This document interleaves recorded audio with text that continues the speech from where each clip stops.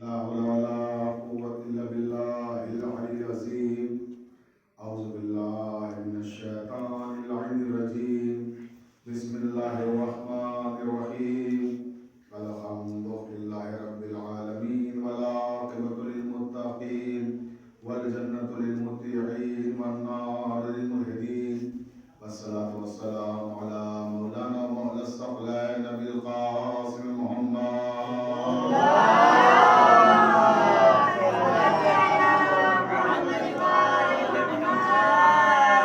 وعليه الطيبين الطاهرين المعصومين المظلومين ولعنة الله على أعدائهم أجمعين من يومنا هذا إلى قيام يوم الدين.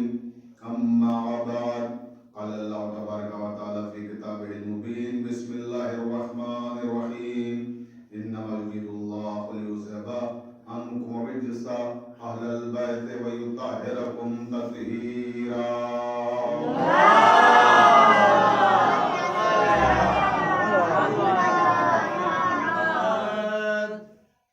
واجب الاحترام سامعین کرام، محبان اہل بیت علیہ السلام، مدرسہ رضویہ میں عزائے فاطمیہ کے سلسلے میں مسلسل مجالس جاری ہیں. علماء اور افاضل ان مجالس کو خطاب کر رہے ہیں، اور اس موقع پہ آپ نے مجھ جیسے طالب علم کو یاد کیا. یہ میرے لیے باعث افتخار ہے. مولانا ضمیر ہاشم صاحب قبلہ ہمارے ساتھ سلطان مدارس میں رہے ہیں اور ہم لوگوں نے ایک ساتھ تعلیم حاصل کی ہے. آج مجھے یہاں آ کر بڑا سکون ملا اور بڑا اچھا لگا کہ ماشاءاللہ ان کی کاوشیں اور کوششیں کامیاب و کامران ہو رہی ہیں. جیسا کہ ابھی قبلہ نے ذکر کیا کہ 17 سال پہلے جب ہاسٹل انہیں نے قائم کیا تھا اس وقت میں موجود تھا، اور اس سے پہلے جب سے مدرسہ چل رہا ہے تب سے یہ ہمارے رابطے میں ہیں اور مختلف شہروں میں ان سے ملاقاتیں ہوتی رہی مدرسے کے حوالے سے. لیکن آج جس صورت میں اس مدرسے کو دیکھ رہا ہوں تو مجھے بڑا اطمینان ہو رہا ہے. اور یہ چھوٹے چھوٹے بچے یہ دراصل بچے نہیں ہیں، یہ شیعہ قوم کا مستقبل ہے. اور ہم لوگوں کو اپنا بچپنا یاد آ گیا. اتنے بڑے ہم بھی تھے جب مدرسے سلطان مدارس میں آئے تھے. وہ اسی طرح سے ٹوپی لگا لگا کے آ کے مجلسوں میں بیٹھتے تھے، اور ہم اپنے اساتذہ کو اپنے دیکھتے تھے جو مجالس اس موقع پہ خطاب کرتے تھے اور کوشش کرتے تھے کہ ویسے بن سکیں اور کر سکیں کچھ اس طرح سے. تو انشاءاللہ تعالیٰ مجھے امید ہے اور میری دعائیں ان بچوں کے ساتھ ہیں. پروردگار عالم ان سب کو کامیاب و کامران کرے اور مدرسہ روز بروز ترقی کرے. مولانا ضمیر ہاشم صاحب کو بھی ہمارے پاس صحت و سلامت رہے اور ان کے تمام متعلقین مدرسے کے اور اسی طرح سے اہل بیت علیہ السلام کی خدمت انجام دیتے رہیں.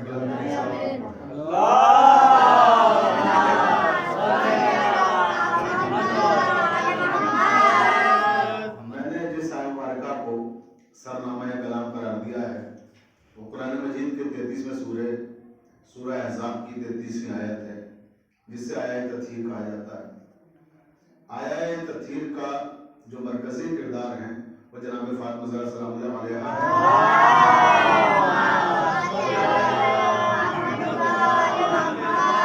اس لیے مناسب معلوم ہوا کہ اسی آیت پر گفتگو کی جائے.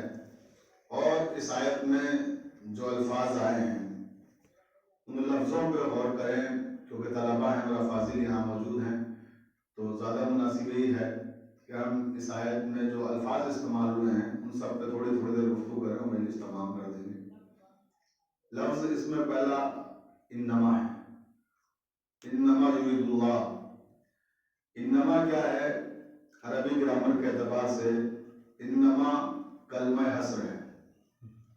اور کلمہ حصر کی تعریف کیا ہے؟ کلمہ حصر ہم اس فقرے کو کہتے ہیں، اس جملے کو کہتے ہیں کہ جو کسی شے کو محصور کرے کسی شے میں. تخصیص الشے بالشے، یعنی ایک شے کو دوسری شے سے مختص کرنا. جیسے انما المؤمنون اخوہ، پروردگار نے کہا کہ مومن مومن کا بھائی ہے. تو مومن کو مومن سے مختص کیا. یا انما ولیکم اللہ ورسولہ والذین آمنوا والذین یقیمون الصلاۃ ویؤتون الزکاۃ وهم راکعون. یہاں ولایت کو اللہ تعالیٰ نے مختص کیا کس سے؟ اپنی ذات پاک سے، اللہ کے رسول کی ذات پاک سے، اور امیر المومنین حضرت علی بن ابی طالب سے. جب ایک شے دوسری شے سے مختص ہوتی ہے تو سوال یہ ہے کہ اس آیت تطہیر میں کون سی شے ہے اور کس سے مختص ہو رہی ہے؟ تو اس آیت تطہیر میں دو چیزیں ہیں. ایک اہل بیت کا تذکرہ ہو رہا ہے، دوسرے طہارت کا تذکرہ ہو رہا ہے. یعنی طہارت کو اہل بیت سے مختص کیا جا رہا ہے اور اہل بیت کو طہارت سے مختص کیا جا رہا ہے. مختص کرنے کا مطلب کیا ہے؟ جیسے کہ میں نے عرض کیا کہ ایک دوسرے کے لیے لازم قرار دینا. یعنی جہاں اہل بیت ہوں گے وہاں طہارت ہوگی اور جہاں طہارت ہوگی وہاں اہل بیت ہوں گے. صلوات پڑھیں محمد.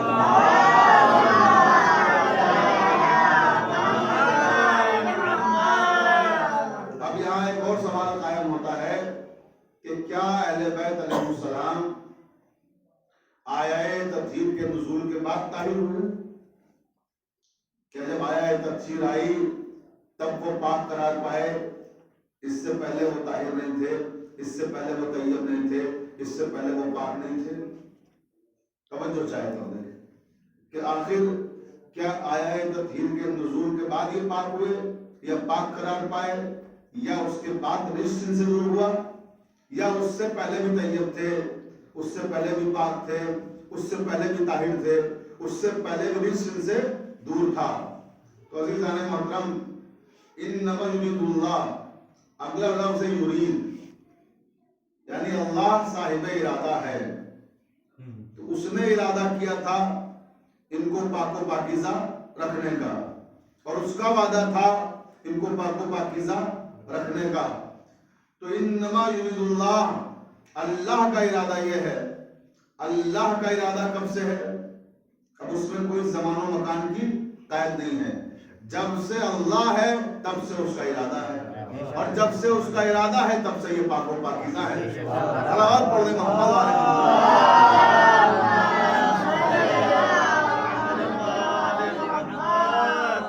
اور اللہ نے کہا کہ ہم نے انہیں بنایا ہی پاک و پاکیزہ ہے.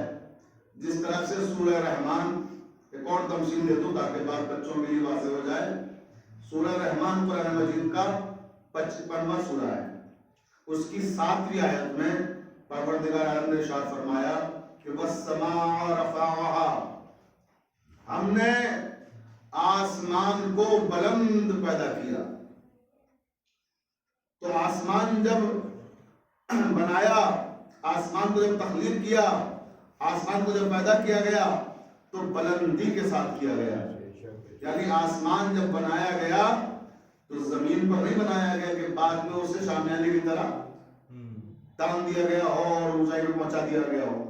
وہ جب بنا تو بلندی پر تھا، جب وہ تخلیق کیا گیا تو بلندی پر تھا. تو معلوم ہوا کہ آسمان روز اول سے ہی بلندی پر ہے. آسمان کی تخلیقی بلندی ہے، آسمان کی اساس ہی بلندی ہے. تو جس طرح سے آسمان کی اساس، آسمان کی تخلیق بلندی ہے، اسی طرح سے اہل بیت کی اساس، اہل بیت کی تخلیق ہی طہارت ہے. صلوات پڑھیں محمد علیہ.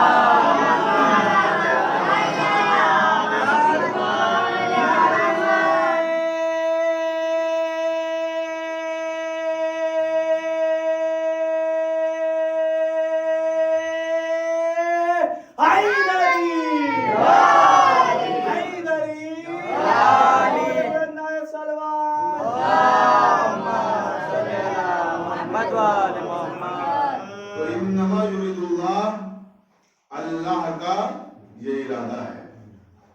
کیا ارادہ ہے؟ کہ وہ اہل بیت کو ہر چیز سے دور رکھے گا اور پاک و پاکیزہ رکھنے کا جیسا حق ہے ویسا پاک و پاکیزہ رکھے گا. انما یرید اللہ. اب آئیے یرید، لفظ انما پر گفتگو کیا آپ نے. یرید صاحب ارادہ ہے، اس کا ارادہ ہمارے اور آپ کے ارادے جیسا نہیں ہے. صفات ثبوتیہ میں آپ نے پڑھا ہوگا کہ اللہ تعالیٰ کی ایک صفت مرید ہے، یعنی وہ صاحب ارادہ ہے. تو صاحب ارادہ ہے. ہمارے اور آپ کے ارادے، ہم ارادہ کرتے ہیں کہ ہم ابھی باہر چوراہے پہ جائیں گے، مان لو بارش ہو گئی، ہمارا ارادہ ٹوٹ گیا کہ جب بارش رک جائے گی تب جائیں گے. تو معلوم ہوا کہ ہمارے ارادے، انسانوں کے ارادے ٹوٹتے رہتے ہیں، بدلتے رہتے ہیں. ہم نے ارادہ کیا گھر جائیں گے، اور معلوم ہوا مدرسے میں کوئی ضروری کام نکل آیا، نہیں جا سکے، تو ہمارے ارادے ٹوٹ جاتے ہیں. اور مولا کا فرمان بھی ہے کہ میں نے اپنے رب کو اپنے ارادوں کے ٹوٹنے سے پہچانا. تو ارادے ہمارے انسانوں کے ٹوٹ جاتے ہیں، مگر اللہ کا ارادہ ٹوٹتا نہیں ہے، بدلتا نہیں ہے. اس کا ارادہ ازلی ہے، ابدی ہے، سمدی ہے، سرمدی ہے. اس کو دوام ہے، اس کو ہمیشگی ہے. تو اللہ نے ارادہ کیا ہے ان کی طہارت کے لیے. بندوں کا ارادہ نہیں ہے کہ جو بدل جائے یا ٹوٹ جائے. اور پھر یرید یعنی ایک صفت ہے اللہ کی. تو ایسے ہی ہم میں اور آپ میں بھی اللہ نے بہت سی خوبیاں پیدا کی ہیں جو بعد میں صفات میں تبدیل ہو جاتی ہیں. لکھنؤ کے بہت بڑے مسیح کے شاعر ہیں میر انیس. تو میر انیس جب پیدا ہوئے تھے تو کیا پیدا ہوتے ہی مرثیہ کہنے لگے تھے؟ تو جواب ملے گا کہ نہیں. کیا پیدا ہوتے ہی وہ مرثیہ کے بڑے شاعر بن گئے تھے؟ جواب ملے گا نہیں. جب وہ پیدا ہوئے تھے تو ایک عام انسان کی نگاہ سے پیدا ہوئے. انہی نے تعلیم حاصل کی، ان کے والد نے ان کے لیے تعلیم معین کیے، اور جب وہ علم کلام و بیان پر دسترس حاصل کرنے کے بعد شعر و سخن کی دنیا میں آئے اور انہیں شاعری شروع کی، تو شاعری کی دنیا میں ایک بڑا نام بن کر ہوئے. ان کے استاد نے، ناصر نے مشورہ دیا کہ آپ غزلیں نہ کہیں، آپ رسائی ادب کی طرف آئیں، یعنی گویا مرثیہ کہیں. انہی نے مرثیہ کہنا شروع کیا. اور جب مرثیہ کہا تو مرثیے کو اس مقام پہ پہنچا دیا، اس ارتقاء و ارتفاع پہ پہنچا دیا کہ آج انیس کا مطلب مرثیہ اور مرثیہ کا مطلب انیس بن گیا. توجہ ہے، یعنی اتنی بلندیوں پہ پہنچایا. اور پھر اہل ادب نے انہیں کیا کہا؟ خدائے سخن، خدائے سخن کا خطاب دیا میر انیس علی اللہ مقامہ کو. اسی شہر لکھنؤ کے وہ شاعر ہیں اور خدائے سخن قرار پائے. تو کیا جب پیدا ہوئے خدائے سخن تھے؟ جواب ملے گا پیدا ہوتے ہوئے خدائے سخن نہیں تھے. صفت کب آئی؟ جب علم حاصل کر لیا. صفت کب پیدا ہوئی؟ جب منزل کمال پر پہنچ گئے.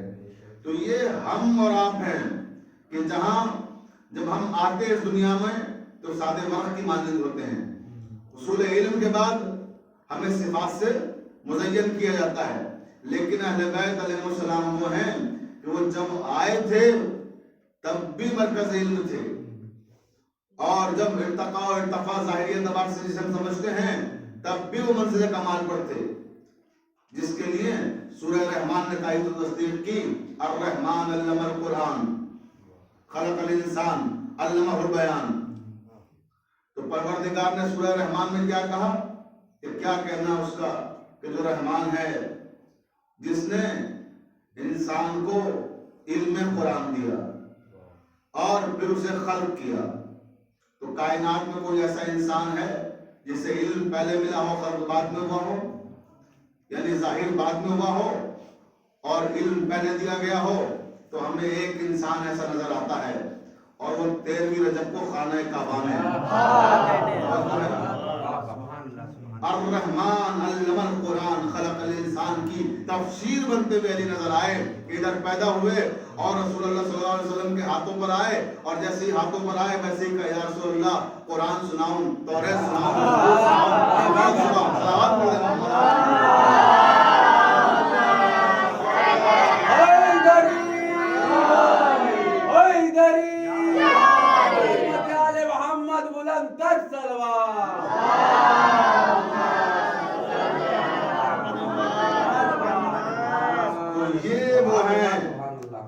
کہ جو صفات الہیہ کا مظہر ہے، جو اس کی صفات ہیں وہ یہاں آ کر جلوگر ہوتی ہیں. یہ وہ ذوات مقدسہ ہیں جو انما یرید اللہ لیذھب عنکم الرجس.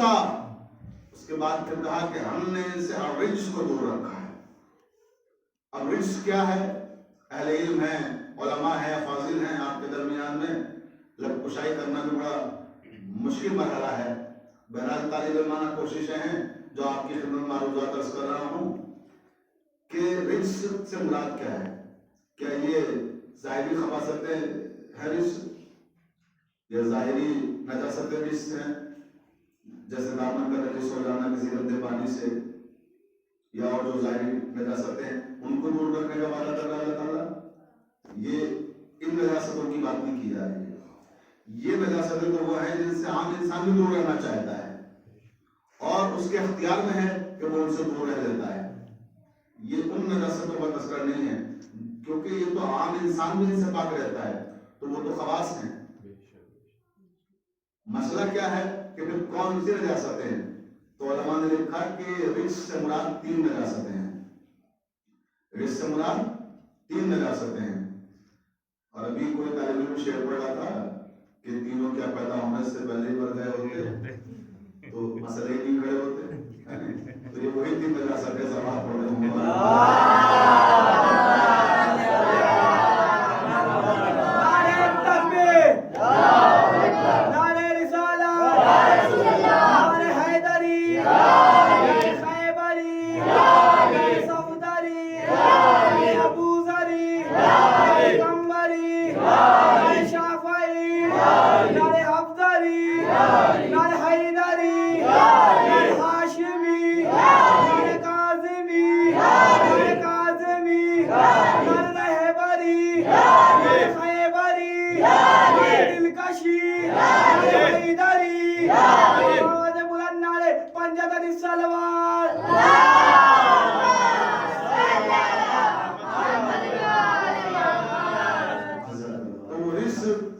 کیا ہے وہ نجاستیں کیا ہیں؟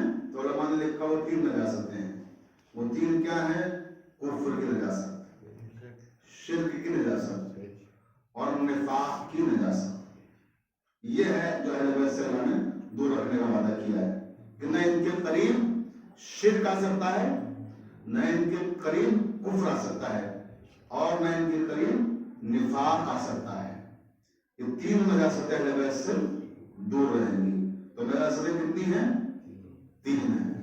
توجہ ہے نا؟ اور یہ تینوں اہل بیت سے دور رہیں گی، کفر بھی، شرک بھی اور نفاق بھی. تو اللہ نے ان 3 کو اہل بیت سے دور رکھنے کا وعدہ کیا ہے کہ جہاں یہ 3 ہوں گے وہاں اہل بیت نہیں، اور جہاں اہل بیت ہوں گے وہاں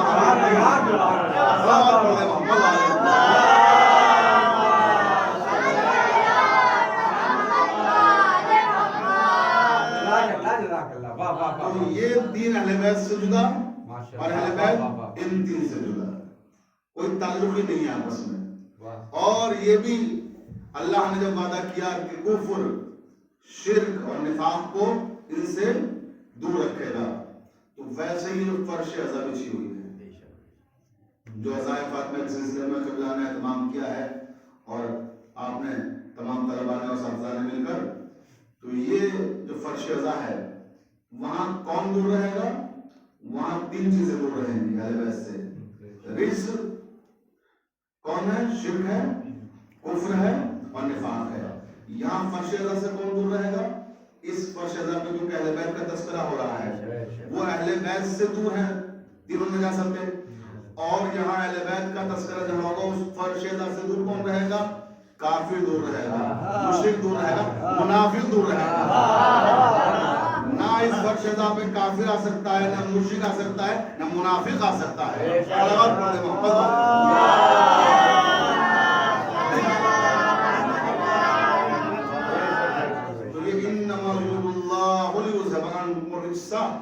اہل البیت. اب لفظ رجس سے بعد اہل بیت کا لفظ آیا. اہل بیت کیا ہیں؟ اہل بیت خاندان رسالت. اب خاندان رسالت میں بھی لفظ اہل بیت کا اطلاق کس کے لیے ہوتا ہے؟ محض پنجتن پاک کے لیے. توجہ ہے، کس کے لیے؟ پنجتن پاک کے لیے. یہ ہے اہل بیت جو چادر تطہیر میں ہیں. جو مصداق آیہ تطہیر ہیں. اب اس میں ہمارے برادران اسلامی نے ایک رخ اور نکالنے کی کوشش کی اور کہا کہ ازواج بھی اہل بیت میں شامل ہیں. بہت توجہ فرمائیے گا. دیکھیے اہل علم کا مجمع ازواج بھی اہل بیت میں شامل ہیں. یہ کس نے کہا؟ جب تاریخ کا آپ مطالعہ کریں گے تو صرف ایک راوی ایسا ہے جس کا نام تاریخ نے اکرمہ لکھا ہے. اس نے یہ روایت وضع کی کہ اہل بیت میں ازواج پیغمبر بھی شامل ہے. باقی اس کے علاوہ 300 راوی ہیں جو اہل سنت والجماعت کے راوی ہیں. ان 300 نے لکھا ہے کہ اہل بیت سے مراد صرف بندگان پاک ہے. اب آپ دیکھیں کہ 300 کی بات نہیں مان رہے ہیں, ایک کی بات مان رہے ہیں. اور وہ ایک بھی جب آپ درایت اور روایت کی کسوٹی میں پرکھیں گے تو وہ کذاب ہے, وہ جھوٹا ہے.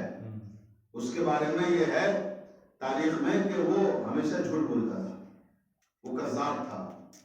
تو کذاب کی بات مان لی اور 300 سچوں کی بات نہیں مانی جو سچ بول رہے تھے. اس کا ریزن کیا ہے, اس کا سبب کیا ہے؟ کیونکہ انہیں عادت پڑی ہوئی ہے کذاب کو صدیق کہنے کی.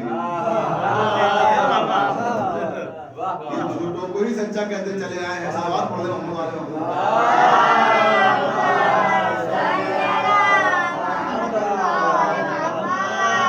علیہ علامہ امینی نے اپنی کتاب القدیر میں ان 300 راویوں کے نام سند توثیق کے ساتھ تحریر کیے ہیں. جسے دیکھنا ہو وہ علامہ امینی کی کتاب القدیر دیکھ سکتا ہے. اس میں سب کے نام تحریر ہیں اور ناموں کے ساتھ ساتھ اجمالاً تعارف بھی ہے کہ یہ کون تھے, کیا تھے, کہاں سے تھے. تو عزیزان محترم میں عرض کر رہا تھا کہ اکرمہ نے کہا خالی کہ ازواج بھی اہل بیت میں شامل ہیں. چلیے ہم تھوڑی دیر کے لیے آپ کی بات مان لیتے ہیں. آپ مت مانیے ہماری بات کہ 300 راوی کیا کہہ رہے ہیں, تاریخ کیا کہہ رہی ہے, حدیث کیا کہہ رہی ہے, قرآن کیا کہہ رہا ہے. ہم آپ کی بات تسلیم کر لیتے ہیں کہ اکرمہ نے جو کہا کہ ازواج بھی شامل ہیں تو ہم مان لیتے ہیں چلیے شامل ہیں. لیکن آئیے اب پھر اسے حقیقت کے آئینے میں دیکھیے, اس کا تجزیہ کیجئے, انالیسس کیجئے کہ اس میں سچائی کتنی ہے. بہت توجہ چاہتا ہوں. تو آپ دیکھیں کہ عربی گرامر کے اعتبار سے ایک طریقہ ہے, ایک دستور ہے اور ایک اصول ہے.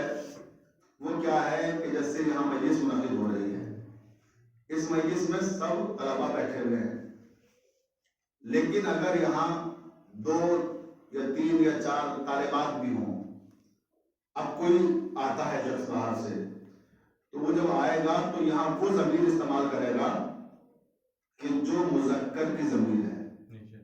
کیوں؟ کیونکہ جس کی اکثریت ہوتی ہے عربی گرامر کے اعتبار سے اس کی ضمیر استعمال کی جاتی ہے. تو جب وہ آئے گا تو کہے گا سلام علیکم. سلام علیکم یعنی کم جو ہے مذکر کی ضمیر ہے. تو اگر عورتیں بھی بیٹھی ہیں, طالبات بھی ہیں, تو کیونکہ وہ کم ہیں تو جس کی اکثریت ہے اس کی ضمیر استعمال ہوگی. اور اگر اس کا برعکس معاملہ ہو کہ یہاں عورتیں طالبات زیادہ ہوں اور طلبا کم ہوں, اب کوئی باہر سے آتا ہے تو پھر کون سی ضمیر استعمال کرے گا؟ مؤنث کی. سلام علیکم, تب پھر کہے گا وہ سلام علیکم یعنی مؤنث کی ضمیر. عورتوں کے لیے جو ضمیر استعمال ہوگی کثرت ان کی ہے تو وہ ضمیر یہاں پر استعمال کی جائے گی. تو اب آئیے یہاں کہ ازواج پیغمبر اس میں شامل ہے یا نہیں ہے. آیہ تطہیر کے ماں قبل کی آیات دیکھ لیجیے آپ, آیہ تطہیر کے ماں بعد کی آیات دیکھ لیجیے. اس میں جو ضمیریں استعمال ہو رہی ہیں وہ سب خواتین کے لیے استعمال ہو رہی ہیں, عورتوں کی استعمال ہو رہی ہیں. یعنی وہاں عورتوں کی اکثریت ہے. جیسے وَقَرْنَا فِي بُيُوتِكُنَّ آیت تطہیر کے فوراً بعد والی آیت میں ہے کہ اللہ تعالیٰ حکم دیتا ہے کہ اے نبی کی بیویوں گھروں میں بیٹھو اور گھروں سے باہر نہ نکلو. وَقَرْنَا فِي بُيُوتِكُنَّ اپنے گھروں میں بیٹھو. اس کا مطلب یہ ہے کہ کچھ بیویاں گھروں سے باہر نکلنے کی بھی شوقین تھی، میدانوں تک نکل آئیں گی. تو کہا گیا گھروں میں بیٹھو. بھائی جب طلبا باہر نکل رہے ہوں تو بارش ہو رہی ہو تو مولانا ضمیر ہاشم صاحب اللہ باہر ہوں اور دیکھیں کہ بارش ہے اور بچے باہر ہیں تو کیا کہیں گے کہ اندر بیٹھو. جب اندر ہوں گے تو دماغ تھوڑے خراب آدمی کہے گا کہ باہر کیوں نکل رہے ہو اندر بیٹھو. جب کوئی باہر نکلے گا تبھی تو کہا جائے گا نا اندر بیٹھو. اس کا مطلب کچھ تھی ایسی کہ جس کے لیے قرآن کہہ رہا اپنا بناؤ سنگار نہ دکھاؤ، گھروں میں بیٹھو. وہ بناؤ سنگار دکھاتی پھر رہی ہیں. صلوات پڑھ رہے محمد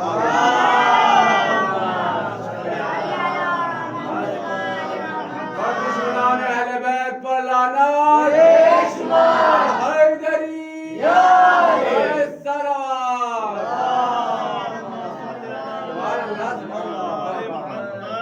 کرنا فی بیوتکم، اپنے اپنے گھروں میں بیٹھو. تو یہ مؤنث کی ضمیر کب استعمال ہوتی ہے؟ جہاں عورتوں کی اکثریت ہو. جیسے ایک اور مثال دے دوں، میدان کربلا. مسائل نہیں پڑھ رہا ہوں، صرف ایک جملہ کہہ کے آگے بڑھنا ہے. تمثیل دے رہا ہوں بات کو واضح کرنے کے لیے کہ جب کربلا کے میدان میں سب شہید کر دیے گئے، صرف خیموں میں جناب امام زین العابدین ہیں مردوں میں اور باقی سب خواتین ہیں. اور امام حسین نے سلام آخر بھیجا ہے تو کیا کہا ہے؟ یا زینب، یا کلثوم، یا رقیہ، یا فضہ، یا سکینہ علیکن منی السلام. تو مؤنث کی ضمیر آئی نا، کیونکہ وہاں عورتوں کی اکثریت ہے، مرد صرف ایک بچے ہوئے. تو یہ دستور ہے کہ جس کی تعداد ہوگی اس کی ضمیر استعمال کی جائے گی زیادہ. اب آئیے آیت تطہیر میں. آیت تطہیر میں کون سی ضمیر استعمال کی گئی؟ انما یرید اللہ لیذھب عنکم. یہ کیا ہے؟ مذکر کی. یطہرکم، پھر دوبارہ آئی کوئی ضمیر کم، مذکر کی ضمیر آئی. تو یہ آیت تطہیر میں مذکر کی ضمیر کیوں آ رہی ہے؟ اگر ازواج بھی شامل ہیں تو ازواج کی کم سے کم تعداد 9 ہے.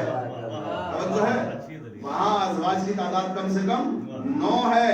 تو اگر عورتیں 9 وہ اور جناب فاطمہ سمیت 10 ہو جائیں گی اور مردوں کی تعداد کم ہو جائے گی. اب کیونکہ مردوں کی تعداد کیا ہے؟ رسول خدا ہے، امام حسن، امام حسین، مولا علی، 4 لوگ فقط. تو 4 مرد ہوں گے، عورتیں 10 ہوں گی. تو پھر ضمیر کس کی استعمال ہوگی؟ عورتوں کی استعمال ہوگی. لیکن وہاں ایسا نہیں ہو رہا ہے. ضمیر کس کی استعمال ہو رہی ہے؟ مذکر کی. کیوں؟ کیونکہ وہاں 4 مرد ہیں، عورت ایک ہے. صلوات پڑھ دے محمد والے محمد.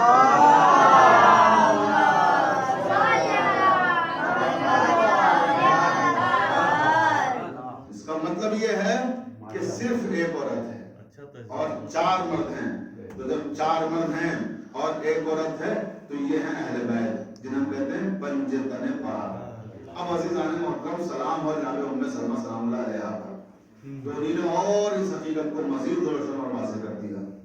وہ تشریف لے آئیں اس وقت کہ جب یہ چادر یمانی میں ساری شخصیتیں موجود تھیں، اور آنے کے بعد کہا کہ یا رسول اللہ اگر اجازت ہو تو میں بھی شامل تطہیر ہو جاؤں، اگر اجازت ہو تو میں بھی شامل اہل بیت ہو جاؤں، اگر اجازت ہو تو میں بھی چادر کے نیچے آ جاؤں. تو رسول خدا نے کیا کہا؟ اقیف یا ام سلمہ انک علی الخیر. اے ام سلمہ ٹھہر جاؤ، آپ خیر پر ہیں. اے ام سلمہ ٹھہر جائیے، آپ خیر پر ہیں، مگر چادر تطہیر میں نہیں آ سکتی. بھئی توجہ فرمائیے. ام سلمہ ٹھہر جاؤ. ام سلمہ کون ہے؟ جناب خدیجہ کے بعد جس بیوی کو سب سے زیادہ رسول خدا نے چاہا ہے اس بیوی کا نام ہے ام سلمہ. اور اس ام سلمہ کو نبی کریم روک دیتے ہیں کہ آپ خیر پر ہیں مگر چادر تطہیر میں نہیں آ سکتی. تو عزیزان محترم، جب وہ بیوی جو خیر پر ہے چادر تطہیر میں نہیں آ سکتی تو جو بیویاں شر پہ رہی ہوں وہ کیسے چادر تطہیر میں آ جائیں گی؟ صلوات پڑھ دیں محمد والے.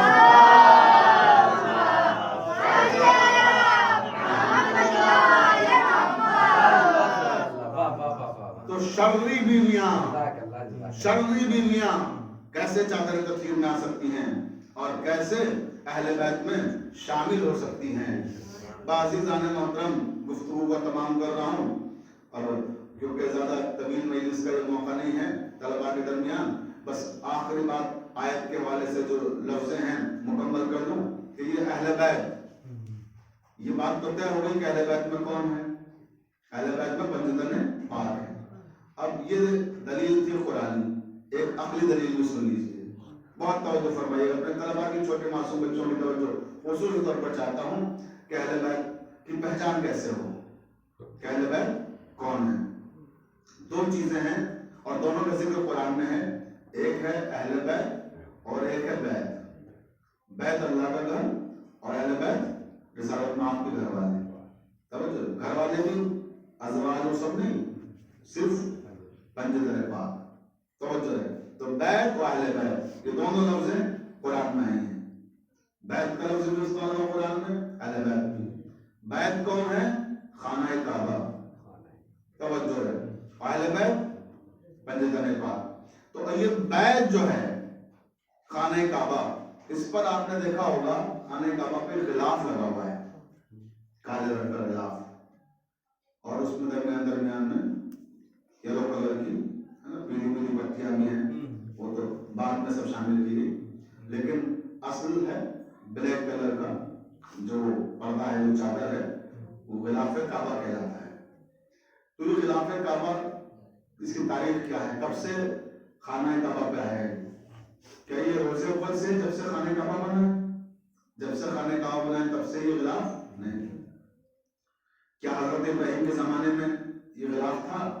تب بھی نہیں تھا، تو پھر کب آیا، کیسے آیا؟ یہ رسالت نام صلی اللہ علیہ وسلم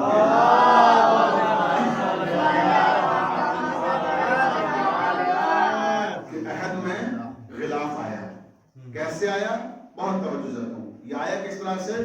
روایتوں میں ہے کہ کچھ نو مسلم افراد زیارت کعبہ کے لیے مکہ معظمہ تشریف لائے، سرحد مکہ پہ پہنچے، اور جیسے سرحد مکہ پہ پہنچے کچھ لوگ بیٹھے ہوئے تھے وہاں پر جو کہ منافق تھے۔ آپ کو پتا ہے نا، بیت اہل بیت کے قریب کون نہیں آئے گا، نہ مشرک، نہ کافر، نہ منافق۔ یہ منافق تھے جو سرحد مکہ بیٹھے ہوئے تھے، آنے والوں کو پتہ نہیں کہ کون ہے۔ انہیں نے ان سے پوچھ لیا کہ خانہ کعبہ کہاں ہے، اللہ کا گھر بیت اللہ، ہمیں اس کا طواف کرنا ہے۔ انہیں نے کیا کیا کہ ایک منافق کے مکان کو بتا دیا کہ یہ اللہ کا گھر ہے، بیت ہے۔ وہ بیچارے نان مسلم تھے، نئے مسلمان تھے، تو انہیں خبر نہیں تھی کہ اللہ کا گھر کون سا ہے۔ انہیں نے اسی کا طواف کرنا شروع کر دیا، منافق کے مکان کا، توجہ ہے۔ جب وہ منافق کا مکان کا طواف کر گئے، سارے منافق بیٹھ کر ان کی تعظیم کر رہے تھے، توہین کر رہے تھے، تذلیل کر رہے تھے، تحقیر کر رہے تھے، مذاق اڑا رہے تھے ان کا۔ یہ خبر رسول اللہ تک پہنچی کہ نو مسلم کچھ آئے تھے، نئے مسلمان، اور ان کو ایک منافق کے گھر کا طواف کرا دیا گیا۔ جیسے اللہ کے رسول کو خبر ملی تو وہ رنجیدہ ہو گئے۔ وحی آئی اللہ تعالیٰ کی کہ اے میرے حبیب آپ رنجیدہ نہ ہو، خوشی ہو، اور خانہ کعبہ پر آج سے ایک چادر آویزہ کر دیجئے، اور یہ اعلان کر دیجئے کہ ایسی چادر کوئی بھی پورے مکے میں اپنے گھر کے اوپر نہیں لگائے گا، اور وہی چادر پھر اس گھر کی پہچان قرار پائے گی کہ اب کوئی بھی مکے میں آئے تو اسے یہ پوچھنے کی ضرورت نہیں کہ اللہ کا گھر کون سا ہے، وہ پہچان لے جو چادروں کے اندر ہے وہ اللہ کا گھر ہے۔ تو نبی اکرم نے چاروں طرف سے اس کے چادریں لگا دی، اور وہ کالے رنگ کی چادریں تھی، تو چادروں میں اس کو چھپا دیا۔ تو جو چادر کے اندر ہے وہ خانہ کعبہ ہے، جو چادر کے باہر کا پورشن ہے، جو حصہ ہے، وہ کیا ہے؟ وہ حرم ہے۔ چادر کے اندر بیت اور چادر کے باہر حرم، تو حرم اور بیت برابر نہیں ہے مرتبے میں۔ حرم کا درجہ عام ہے اور بیت کا درجہ خاص ہے، توجہ سنو۔ تو حرم اور ہوتا ہے، بیت اور ہوتا ہے۔ تو اللہ نے بیت اللہ کی، بیت کی پہچان کیسے کرائی؟ چادر کے ذریعے سے، کہ اگر پہچان نہ ہو کہ بیت کون سا ہے تو پریشان ہونے کی ضرورت نہیں ہے، دیکھ لینا جو چادر کے اندر ہے وہ بیت ہے۔ ایسے ہی اہل بیت کے لیے پریشان ہونے کی ضرورت نہیں ہے، جو چادر تطہیر میں ہے وہ اہل بیت ہے۔ صلوات پڑھ دیں محمد۔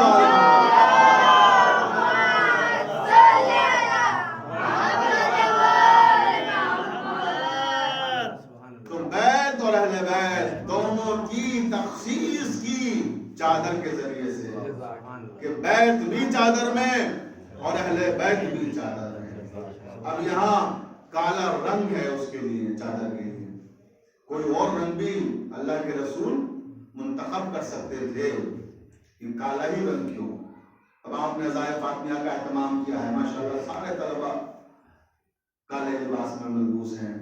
آپ دیواروں کو دیکھیں، مولانا نے سب کالی چادریں لگائی ہیں. اور ایک طبقہ ایسا ہے کہ جو یہ کہتا ہے کہ کالا لباس جہنمیوں کا لباس ہے. مسلمانوں میں ایک طبقہ ایسا ہے جو جب ہم کالے کپڑے پہن کے نکلتے ہیں تو وہ کہتے ہیں کہ یہ جہنمی جا رہے ہیں. کیوں جا رہے ہیں؟ کیونکہ کالا لباس جہنمیوں کا لباس ہے. شاید اسی لیے رسول اللہ نے اس زمانے میں خانہ کعبہ کا غلاف کالا بنایا تھا. جب لوگ اعتراض کریں گے، آبجیکشن کریں گے، تو وہ یہ بھول جائیں گے کہ خانہ کعبہ کا خود لباس بھی سیاہ ہے. اور یہ بھول گئے کہ جب صبح نماز فجر میں ایک طبقہ مسلمانوں کا بڑا طبقہ ایسا ہے جو سلام پڑھتا ہے. نماز فجر کے بعد مسجدوں میں سلام پڑھنے کی روایت ہے، اور اس سلام میں کہتے ہیں کالی کملی والے پر ہمارا سلام. تو پیغمبر کی کالی کملی، خانہ کعبہ کا کالا غلاف، تو جو لوگ کہتے ہیں کہ کالے لباس والے جہنمی ہیں، تو ہمیں یہ منظور ہے اور قبول ہے کہ جہاں کالی کملی والا جائے گا وہاں یہ کالے لباس والے جائیں گے.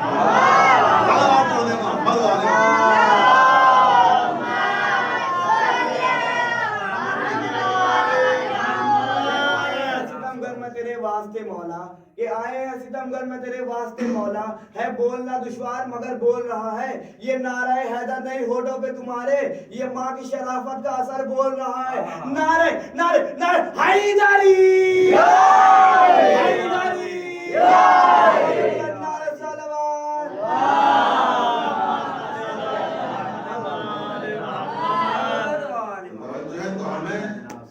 منظور ہے کہ ہم، اگر آپ جہنمی آپ کی نگاہوں کو جہنمی سمجھیے، اس لیے کہ جہاں کالے کپڑے والا جائے گا وہاں یہ کالے لباس والے، جہاں خانہ کعبہ کالا لباس والا جائے گا وہاں ہم جائیں گے کالے لباس والے. اور مجھے اس مرحلے پر پہنچ کے کالے لباس کی بات ہو رہی ہے اور خانہ کعبہ کا ذکر ہو رہا ہے، غلاف کعبہ کا ذکر ہو رہا ہے، تو یہاں میں عرض کر دوں کہ خانہ کعبہ کا جو پتھر ہے وہ بھی سیاہ ہے. صرف خالی لباس ہی اس کا کالا نہیں ہے، لباس سیاہ ہے، اس کا پتھر بھی سیاہ ہے. آپ جب خانہ کعبہ جائیں گے، پروردگار عالم آپ کو حج بیت اللہ کی توفیق عطا فرمائے اور سب خانہ کعبہ کی زیارت کے شرف سے مشرف ہوں. آپ کی آنکھوں سے دیکھیں گے تو وہاں پتھر بھی، وہ جس پتھر سے بنایا گیا ہے وہ پتھر بھی سیاہ ہے، اور اس کا غلاف بھی سیاہ ہے، لباس بھی سیاہ ہے. تو لباس سیاہ ہے، اس پر مجھے علامہ نہال لکھنوی یاد آ گئے. لکھنؤ کے بزرگ شاعر ہیں، انہوں نے بڑے خوبصورت انداز میں اس کا تجزیہ کیا اور انہوں نے کہا کہ کربلا تیرے مقدر کی یہ بیداری ہے. یعنی جو لباس ہمارے کا لباس، یہ ذہن میں رکھیے گا، کربلا تیرے مقدر کی یہ بیداری ہے، کعبہ پہنے ہوئے پوشاک عزاداری ہے. کعبہ پہنے ہوئے پوشاک عزاداری ہے. تو کعبہ خود وہی لباس پہنے ہوئے ہے جو عزاداروں کا لباس ہے. میں یہ کہوں کہ جو کعبے کا لباس تھا وہ عزاداروں نے پہن لیا ہے. صلوات پڑھ رہے ہیں.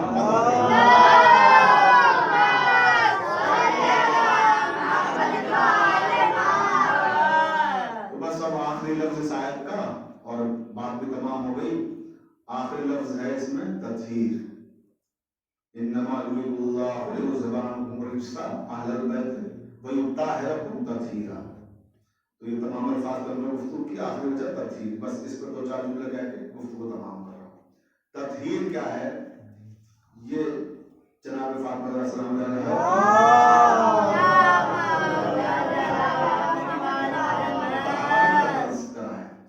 یوں تو اجتماعی طور پر اہل بیت کی طہارت کا تذکرہ ہے، مگر اس آیت کا مرکز کون ہے؟ جناب فاطمہ زہرا. تو دو خواتین ایسی ہیں اس کائنات میں کہ جن کی طہارت کا تذکرہ قرآن میں کیا گیا ہے. ایک جناب فاطمہ زہرا اور دوسری جناب مریم سلام اللہ علیہا. جناب مریم کے لیے سورہ آل عمران قرآن مجید کا تیسرا سورہ ہے. تیسرے سورہ کی 42ویں آیت میں اللہ تعالیٰ نے ارشاد فرمایا یا مریم ان اللہ اصطفاک وطہرک واصطفاک علی نساء العالمین.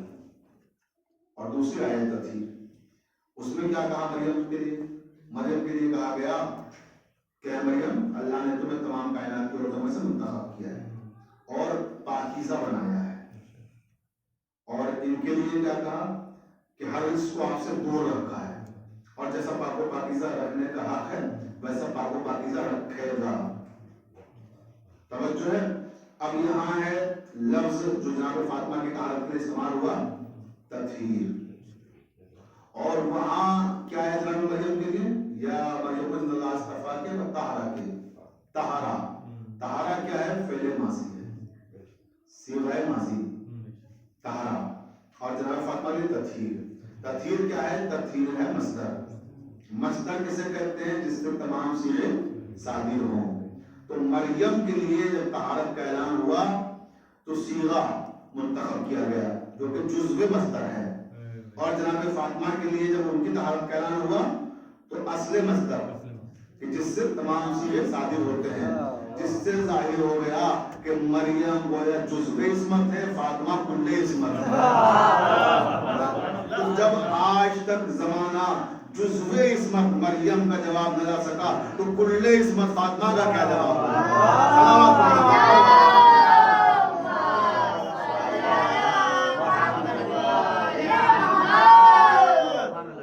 یہ ہے جناب فاطمہ زہرا کی عظمت۔ بس عزیزوں، میں نے گفتگو تمام کی، آیت مکمل ہو گئی۔ یہ وہ ہیں جناب فاطمہ زہرا سلام اللہ علیہا کہ ہماری زندگیاں ان کا قربان، ہم زندگی بھر ان کے فضائل بیان کرتے رہے، ہماری زندگیاں ختم ہو جائیں گی مگر ان کے فضائل ختم نہ ہوں گے۔ سبحان اللہ اسرا بعبدہ لیلا من المسجد الحرام الى المسجد الاقصی، آیا شب معراج ہے، کیا کہا پروردگار نے کہ پاک و پاکیزہ ذات جو اپنے بندے کو رات رات مسجد الحرام سے مسجد اقصی تک لے گیا۔ یعنی جب نبی کریم آسمان پہ پہنچے تو صاحبان رسول انبیاء نے کیا لکھا ہے کہ سارے انبیاء نبی کریم کے استقبال کے لیے موجود تھے، تمام انبیاء نے استقبال کیا نبی کریم کا، اور جب استقبال کیا تو کون استقبال کر رہے تھے، آدم سے لے کے عیسیٰ تک سارے نبی۔ جیسے ہی رسالت میں آپ کی سواری پہنچی عرش اعظم پر، سارے انبیاء پائے تعظیم کھڑے ہو گئے، آدم پائے تعظیم کھڑے ہو گئے، نوح پائے تعظیم کھڑے ہو گئے، ابراہیم پائے تعظیم کھڑے ہو گئے، موسیٰ پائے تعظیم کھڑے ہو گئے، عیسیٰ پائے تعظیم کھڑے ہو گئے۔ تو محمد مصطفیٰ صلی اللہ علیہ وسلم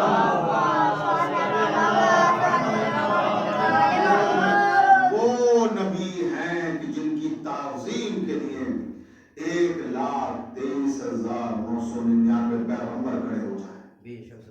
تو شریعت الہیہ میں اسے مصطفیٰ کہتے ہیں کہ جس کی تعظیم کے لیے 1,23,999 پیغمبر کھڑے ہو جائیں، اور جس کے لیے خود مصطفیٰ کھڑے ہو جائیں اسے فاطمہ زہرا کہتے ہیں۔